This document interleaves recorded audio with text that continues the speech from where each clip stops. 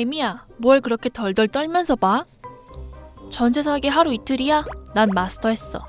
아, 이건 신종사기야. 세금을 체납한 집주인이 임차인에게 세금을 떠넘기는 전세 사기래. 아니 그게 무슨 소리야? 가능해?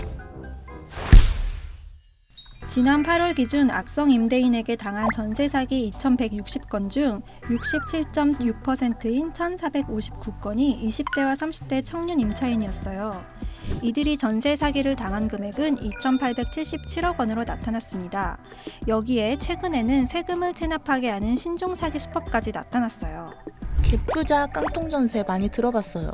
그래서 전세 보증보험도 있고 그런 거잖아요. 개미 얘기에서 다룬 적도 있고요. 네, 신종 사기 유형도 깡통 전세와 비슷한 면이 있어서 깡통 전세 한번 짚고 넘어갈게요.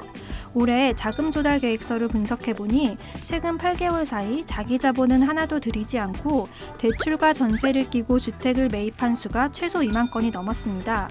주택담보대출과 임대보증금을 합산한 금액이 집값의 80% 이상인 신고도 급증했고요. 즉, 주택담보대출과 임대보증금의 합이 집값보다 높다는 거죠. 이 말은 결국 집주인이 현금 한 푼 없이 대출과 세입자의 보증금으로만 집을 매입했다는 것을 의미합니다. 이런 경우 부동산 시장이 침체할 경우 주인이 집을 팔게 되더라도 세입자의 보증금을 보장할 수 없다는 것이 문제가 됩니다. 이렇게 주택담보대출 금액과 임대차 보증금의 합계가 집값과 비슷하거나 집값을 넘어서서 부동산 시장 침체 시 전세금을 떼일 우려가 있는 주택들을 깡통 전세라고 불러요. 신종사기는 깡통 전세랑 유사하다고 하는데 정확히 어떻게 사기를 치는 거예요? 바로 집주인의 국세가 체납된 경우 임차인의 전세보증금 반환 채권보다 국세 체납이 우선이라는 점을 악용한 사기 유형입니다. 한마디로 임차인에게 전세금을 돌려줄 의무보다 국가에 세금을 낼 의무가 먼저라는 거네요. 맞습니다. 사기 과정을 한번 재구성해 볼게요. 먼저 임대인의 본인 명의의 재산을 모두 가족 명의로 돌려놓는 겁니다. 그러면 임대인의 재산은 0원이 되겠죠. 여기에 개인 사업자로 등록한 사업으로 발생한 세금을 계속 체납합니다. 세금 체납이 1억 원이 넘게 쌓이면 오피스텔이나 다세대 주택 등 1.5억 원 이상의 부동산을 사서 소유권 이전을 받고 전세를 내놓습니다. 꼭 1.5억 원 이상의 가격이 나가는 부동산을 사는 이유는 뭐예요? 부동산 가격이 1.5억 원 이하면 임차인이 소액 임대차 보증금 5천만 원을 건질 수 있기 때문이에요. 임대인은 이때 들어오는 임차인에게는 전 소유자와 임대 조건을 동일하게 유지한다고 안심시킵니다. 심지어 전세권 등기를 하겠다고 말합니다. 이 정도면 임차인은 안심하게 되죠. 이게 사기일 리 없다.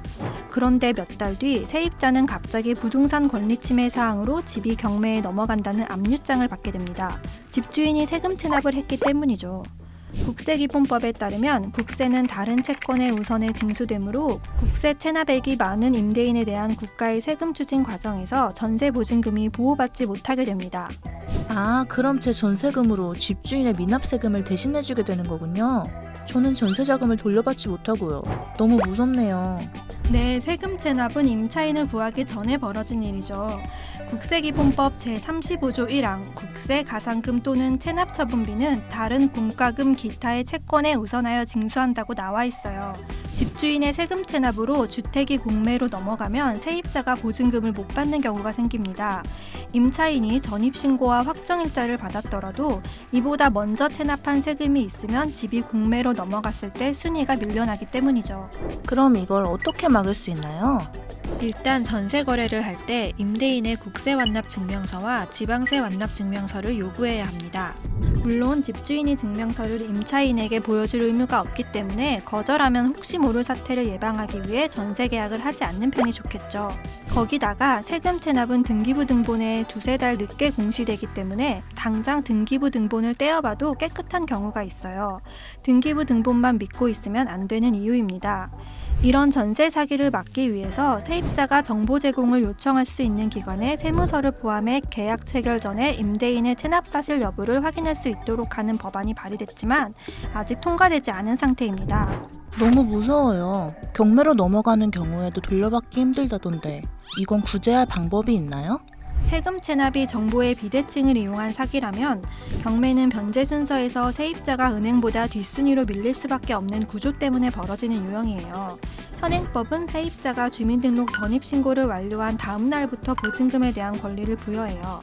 반면 저당권 효력 발생 시점은 저당권 설정 등기가 이루어지는 즉시로 정하고 있기 때문에 전입신고를 완료한 날 해당 주택에 대해 은행이 저당권을 설정한 경우 은행보다 뒷순위 채권자가 되는 문제가 생깁니다. 즉, 세입자의 주민등록 전입신고와 제3자의 저당권 설정 등기가 같은 날에 이루어지는 경우 제3자인 저당권자가 세입자보다 선순위로서 우선 변제를 받게 되어 이 법에 따라 보호되어야 할 대상인 세입자가 보호받지 못하게 되는 결과가 발생하는 거죠. 저는 등기부등본을 잘 살펴보고 전입신고를 빨리 하면 된다고 생각했어요. 하지만 점점 사기 수법이 진화하고 있네요. 네, 전세보증보험에 가입해도 일부 금액은 돌려받을 수 없는 경우도 생길 수 있어 꼭 확인하셔야 해요.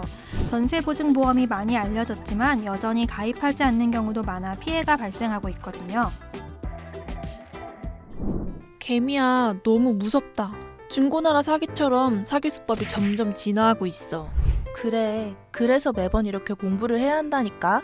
다음번에 집 구할 때는 집주인에게 요구할 서류가 더 늘어났네.